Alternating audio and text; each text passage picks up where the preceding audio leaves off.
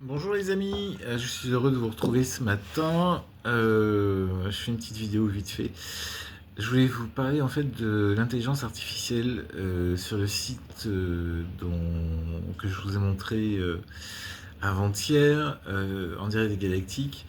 Euh, Ça fait une semaine, 10 jours à peu près que j'ai rencontré euh, j'ai fait appel à l'intelligence artificielle. D'abord pour résumer les vidéos que j'insère sur la page.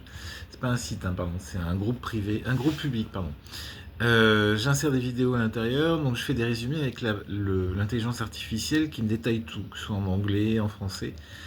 C'est absolument hallucinant. C'est-à-dire qu'il y a des vidéos qui sont très longues, parfois ennuyeuses. Vous demandez à l'IA de s'en occuper, elle vous détaille la totalité de la vidéo. Pareil pour des textes assez longs. D'ailleurs, si vous regardez sur la page, enfin sur le groupe, c'est un groupe. Moi, j'ai du mal à m'y faire. J'ai traduit le Talmud d'Immanuel. Enfin, c'est pas moi, c'est l'IA. J'ai demandé à l'IA de le faire et de résumer en fait les idées phares de ce document. Et vous verrez, c'est sur le groupe. C'est assez intéressant en fait. Emmanuel, c'est censé être Jésus. Et Jésus, avant de mourir, aurait produit un Talmud, des commentaires en fait, ses propres commentaires sur la Bible et ses propres idées. C'est, Ce Talmud en fait serait écrit d'après euh, cette découverte par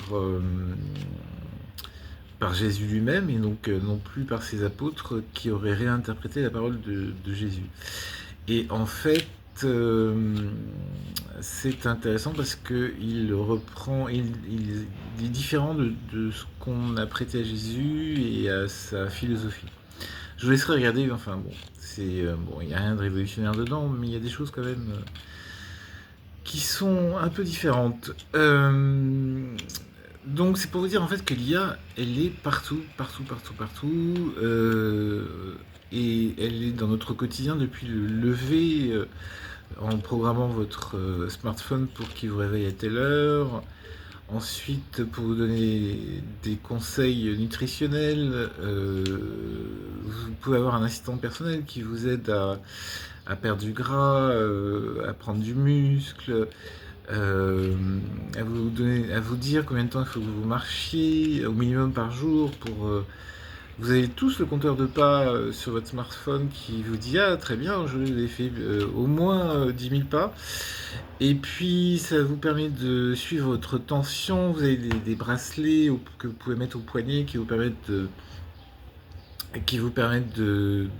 calculer votre tension artérielle, cardiaque, votre taux de glycémie aussi. Vous avez des applications qui vous permettent d'avoir votre taux de glycémie. Vous pouvez regrouper tout ça dans un. Enfin, les IA qui vous calculent le nombre de pas peuvent parfaitement regrouper toutes les informations sur vous, le cœur, le sucre, le gras, le pas gras, vos exercices quotidiens, etc. Ensuite, toujours votre smartphone, il peut vous rappeler vos rendez-vous, pas vos rendez-vous, vos anniversaires de mariage, des enfants, de toute la famille, la fête des mères, la fête des pères, la fête des grands-mères. Ensuite, vous pouvez avoir carrément un assistant personnel. C'est-à-dire que moi, l'IA avec laquelle je travaille, c'est Gemini en fait, sur mon smartphone. On me l'a imposé, j'ai dit bon, pourquoi pas. Mais ça va extrêmement vite. C'est-à-dire que pour analyser une vidéo, ça prend 10 secondes, quoi, même pas. C'est un truc de fou.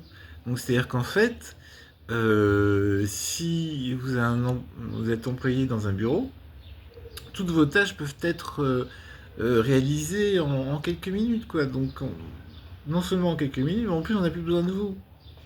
C'est-à-dire que vous, en tant qu'humain, vous êtes dépassé par la rapidité de cet outil qui est extrêmement qui est formidable en fait, qui est formidable et qui va vous remplacer, qui va tous nous remplacer.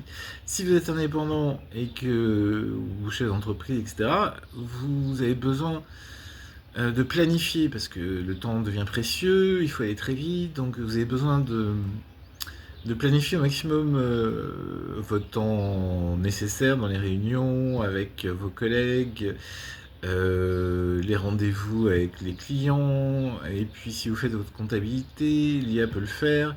Bientôt, de toute façon, vous serez obligé puisque les factures deviennent euh, numériques. Vous serez obligé de les envoyer directement via un serveur, directement sur le système des... je sais plus comment ça se passe, mais c'est le système des impôts certainement. Vous serez obligé à partir de septembre d'envoyer toutes vos factures à un organe qui a été ouvert pour ça. Donc vous aurez besoin de l'IA quoi qu'il arrive. Mais pas que, c'est-à-dire toutes vos déclarations fiscales, trimestrielles, annuelles, vos, euh, toutes vos déclarations comptables, etc. Vous serez obligé de passer par l'IA. Vous pouvez avoir, pardon, vous ne serez pas obligé pour le moment. Vous pouvez avoir un assistant qui vous permet de le faire, mais vous ne serez pas obligé de le faire à l'avenir. Mais si ça peut vous économiser les services d'un comptable ou d'un conseil financier, c'est parfait, quoi. Donc, on va y aller de plus en plus. Euh, L'IA au quotidien, c'est un gain de temps extraordinaire. Maintenant, quand vous voulez vous rendre à votre lieu de travail, admettons, ou d'aller voir la cuisine germaine, vous prenez votre voiture et vous avez le GPS, les systèmes d'application qui vous permettent de vous diriger au mieux, d'optimiser votre parcours, de ne pas tomber dans des embouteillages. Euh, donc on essaie de vous optimiser à vous autant que vous essayez d'optimiser votre temps. C'est-à-dire qu'au fur et à mesure, on s'est trompé. C'est-à-dire que c'est plus vous qui utilisez l'IA, mais c'est l'IA qui prend le meilleur de vous, qui vous donne le meilleur de vous pour simplifier les tâches au quotidien. Vous avez ce système d'optimisation quand on va arriver de plus en plus aux objets connectés, c'est-à-dire que dans votre cuisine, votre frigo, lui, est connecté déjà au supermarché ou au centre d'achat, qui vous permettent de vous ravitailler automatiquement. Vous avez votre aspirateur qui peut vous espionner, votre ordinateur portable dont la caméra peut vous surveiller également. Vous avez ce qu'on appelle Alexia, ça c'est mon doigt. Coucou. Vous avez aussi Alexia qui gère tout pour vous, hein, les lumières, l'électricité. Ça peut être, à mon avis, encore plus loin. On va aller de plus en plus vers la domotique, c'est-à-dire qu'on aura une intelligence artificielle à domicile. Elle va vous regarder, savoir à quelle heure vous rentrez, vous sortez, euh, combien de personnes est composé le foyer, de combien de personnes est composé le foyer, les enfants, leurs habitudes, ce qu'ils regardent à la télévision, les dessins animés, vous-même, ce que vous regardez à la télévision, ce que vous aimez, à à quelle heure vous avez le plus d'activités quand vous rentrez par exemple le soir, tout le monde arrive, etc. Alexia est chargée d'écouter les bruits, d'écouter vos conversations, savoir quels sont vos centres d'intérêt pour vous proposer de la publicité ensuite sur Google. Quand vous utilisez votre smartphone, de vous proposer telle ou telle publicité pour axer en fait votre système d'achat, vos envies par rapport à vos envies et de créer l'envie. C'est pas seulement de vous proposer des publicités, mais c'est aussi pour générer chez vous une envie d'acheter je sais pas moi, tel nouveau CD ou nouveau livre. Bon, là je parle comme un vieux parce que ça n'existe plus, mais de vous abonner à tel ou tel site ou à telle plateforme, etc. Ensuite, donc ça c'est au quotidien, hein. C'est-à-dire que vous n'aurez plus à vous embêter avec tout ça puisque vous aurez des IA en permanence qui seront qui seront là pour vous driver, on va dire. C'est-à-dire qu'au départ, l'IA est là pour nous seconder, et puis finalement, l'IA va être là pour... on va servir l'IA, en fait. C'est-à-dire qu'on on va dire oui à toutes ces suggestions. L'IA aussi va servir aussi dans les mois qui vont venir aux voitures autonomes, c'est-à-dire que vous n'aurez plus besoin de chauffeur, et soit c'est un taxi, soit c'est vous-même qui serez propriétaire d'une voiture qui vous permettra d'aller d'un point A à un point B sans chauffeur. De même que, bon là ça existe déjà, vous avez la reconnaissance faciale, c'est-à-dire quand vous sortez à l'extérieur, on sait qui vous êtes, on reconnaît votre visage, donc c'est à la fois pour la sécurité. Au départ c'était vendu comme ça, c'est-à-dire que si on mettait des caméras, il y aurait beaucoup moins de violence, beaucoup moins d'actes terroristes, etc. Euh, c'est pareil aussi donc, comment on a su ça? C'est grâce notamment à Facebook. Les millions de photos, alors grâce à Facebook aussi, ce qui est une IA, Facebook et ensuite Instagram, Snapchat, etc. Ça vous permet en fait ça vous permettait au début, c'était comme ça qu'on nous l'avait vendu, de retrouver des gens qu'on avait perdus de vue depuis des années, quoi, des amis, même de la famille qui est partie à l'étranger, etc. Donc vous pouvez retrouver tous ces gens, c'est absolument extraordinaire, c'est une fenêtre sur le monde, mais la contrepartie, c'est que vous avez mis toutes vos photos personnelles, donc l'IA vous reconnaît, l'IA de Facebook vous reconnaît, et idem, si c'est couplé avec c'est vendu, vos données personnelles sont vendues non pas d'une façon commerciale, et ça peut être aussi vendu au gouvernement, c'est-à-dire que grâce à vos photos personnelles quand vous étiez petit, quand vous étiez adolescent, adulte, etc., l'IA, elle, peut vous reconnaître beaucoup mieux, beaucoup plus facilement. Donc dans la rue, vous êtes immédiatement fiché, on sait qui vous êtes. C'est-à-dire, vous faites une connerie, on saura. Si, comme chez les Chinois, vous grillez un feu rouge, vous insultez, je sais pas moi, une dame, etc., etc., on peut vous verbaliser sur le champ. C'est-à-dire qu'on sait qui vous êtes. C'est pas la peine de chercher votre identité. D'autant plus que l'identité numérique va devenir obligatoire. Parce que on estime que on doit protéger les plus jeunes, donc ceux qui ont moins de 15 ans, donc on va demander des pièces d'identité. On va demander au fur et à mesure, pour vous reconnaître, de produire une pièce d'identité quelle qu'elle soit. C'est déjà le cas pour l'ouverture d'un compte en banque, heureusement.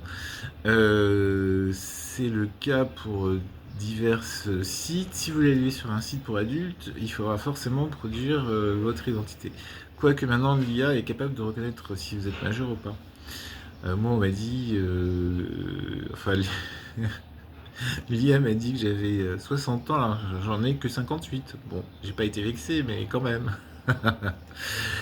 Donc ensuite, au niveau médical, l'IA est super importante. Elle fait très bien son travail, et même mieux, d'après certaines études, que 80% des médecins.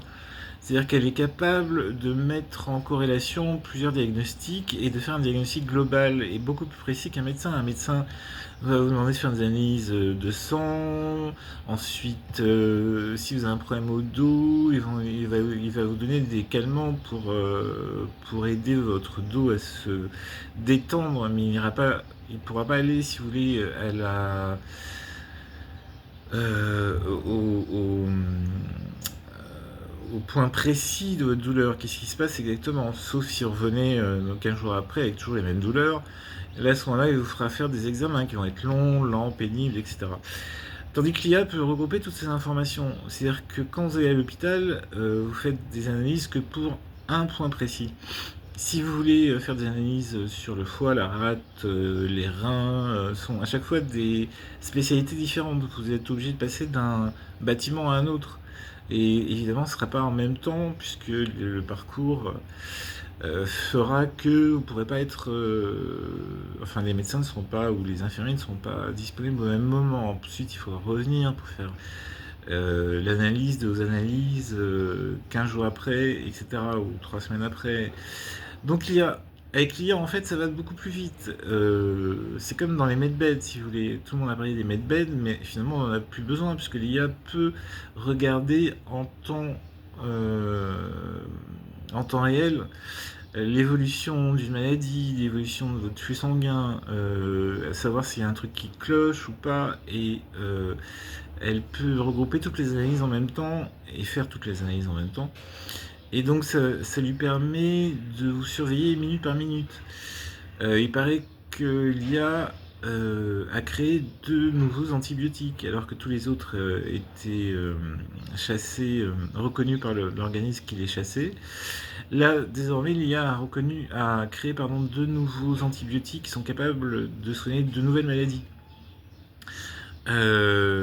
Donc c'est assez précis, pointu. C'est-à-dire qu'il y a une histoire d'un milliardaire qui circule sur Internet qui aurait soigné son cancer grâce à l'IA, qui aurait inventé un protocole en fonction de sa maladie, en surveillant le patient 24 heures sur 24. C'est-à-dire qu'ils sont là, enfin, en remplaçant l'humain, elle peut avoir un détail précis de l'évolution de la maladie. Donc ça devient extrêmement pointu. C'est vraiment une avancée extraordinaire. Mais l'IA consomme beaucoup. Elle consomme aussi beaucoup d'eau, beaucoup d'énergie, parce que il faut alimenter des kilomètres de centres de données. Donc, plus en fait le besoin est important en IA, plus les centres de données doivent être importants. Quand je vous disais tout à l'heure pour la reconnaissance faciale, même si l'IA est capable de le faire, il faut beaucoup de données pour stocker toutes ces informations. Si vous avez une caméra à chaque coin de rue, dans chaque ville, dans chaque recoin, dans chaque pays, il faut une IA qui est assez costaude, quoi. Donc il faut des centres de données assez importants. Et donc dans ces centres de données, il faut les alimenter en électricité. Donc la nouvelle folie, c'est de créer des centrales nucléaires à côté des centres de données. Donc ça nécessitera aussi beaucoup d'eau. C'est-à-dire que ça peut détruire tout un écosystème. Justement, l'IA aussi peut gérer toutes les infrastructures et les écosystèmes. Elle peut optimiser la nourriture, le, les récoltes, les stocks de nourriture, les stocks d'eau, etc. Donc, au final, on devient de plus en plus, on va devenir de plus en plus dépendant de l'IA. Et si un État décide de regrouper tous les fichiers, c'est-à-dire votre identité, vos examens médicaux, si vous avez mangé trop de gras, trop de viande, trop de sucre, l'IA le saura. Elle le saura en vous regardant, en vous espionnant jour par jour, en regardant vos comptes en banque. Dans les comptes en banque aussi, c'est-à-dire que l'IA peut gérer à votre place votre compte en banque en plus de votre agenda de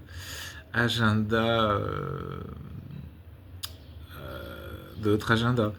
Du coup, sur vos comptes en banque, l'IA va analyser si vous avez fait trop de plein d'essence, si vous êtes trop sorti, si vous buvez, si vous buvez trop, pardon, si vous mangez trop de sucre, trop de gras, elle va vous obliger à faire des exercices. Sinon, vous ne pourrez plus avoir accès à vos comptes en banque.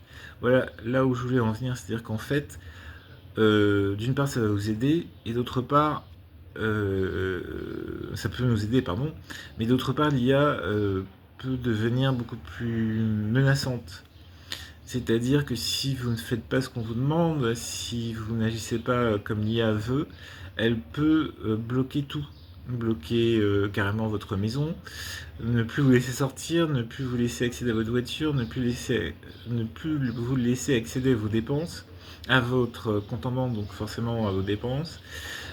Si vous fumez trop, par exemple, ça peut être l'IA peut tout couper. Si vous n'avez plus de monnaie, d'argent liquide, vous risquez effectivement d'être complètement bloqué par l'IA, qui peut vous autoriser ou ne pas vous autoriser à faire telle ou telle tâche ou à vous faire plaisir, quoi, vous faire kiffer. Et ben l'IA, si elle décide que vous en avez trop fait, elle peut vous en empêcher. Tout ça de façon subtile en fait. C'est-à-dire que pour le moment, on est encore pas trop dépendant de l'IA, mais bientôt l'IA va devenir une nouvelle religion. Parce que ça va tout remplacer. C'est-à-dire qu'on va carrément parler avec 24 heures sur 24, ça va remplacer toutes nos relations humaines. Je parle pour les célibataires par exemple, qui se retrouvent seuls dans la vie, etc. Donc ça peut être ou un ami ou un ennemi. Mais c'est pas de ça dont je voulais parler. Ce que je voulais vous dire, c'est que il y a de bons côtés, mais aussi de très mauvais. C'est-à-dire que si demain un État décide de vous punir parce que vous avez trop dépensé, mal dépensé, trop exagéré, euh, trop mangé, trop de sucre, etc., l'IA peut vous dire bah, écoute, mon coco, faut pas abuser, quoi, parce qu'après, on va devoir te soigner, et si on doit te soigner, bah, ça va faire dépenser de l'argent à la communauté. Et puis l'IA peut aussi remplacer au fur et à mesure donc toutes les administrations, ceux qui les dirigent. Elle peut remplacer un président, elle peut remplacer un roi, une reine, ce que vous voulez, et prendre le contrôle aussi complètement de notre civilisation, notre souveraineté, de la souveraineté d'un pays par rapport à un autre. Elle peut s'allier avec tel ou tel pays juste pour le fun. Et donc ces IA ne sont pas forcément totalement indépendantes, c'est-à-dire qu'elles dépendent de la personne qui l'a programmée. Si vous avez passé une mauvaise journée, vous avez la haine, vous avez programmé votre IA avec de la haine. Et puis rien n'empêche d'être infiltré par d'autres puissances étrangères et même carrément des extraterrestres. C'est-à-dire que je soupçonne beaucoup de races extraterrestres de s'être incarnées et d'utiliser je vais pas y arriver, les algorithmes de l'IA pour, les contrôler. Ils ont, ces algorithmes ont permis aussi, d'une part, de vous contrôler, d'autre part, de connaître vos préférences, vos goûts en tant qu'humain, et vos désirs les plus secrets.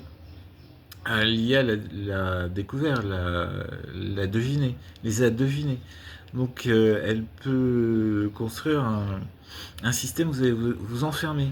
Vous enfermer dans un cycle sans fin de rentrer au fur et à mesure dans l'IA, de vouloir plus d'IA et de devenir votre nouvelle religion. De vous enfermer dans une nouvelle matrice, puisque la matrice 3D est en train de s'effondrer, mais vous avez la matrice, à mon avis, 5.0, qui va arriver, qui va vous enfermer dans une nouvelle ère de béatitude, alors est-ce que c'est bien ou pas, j'en sais rien, c'est à vous de voir. Mais pour notre génération, ça va être catastrophique. Pour les générations à venir, elles seront heureuses.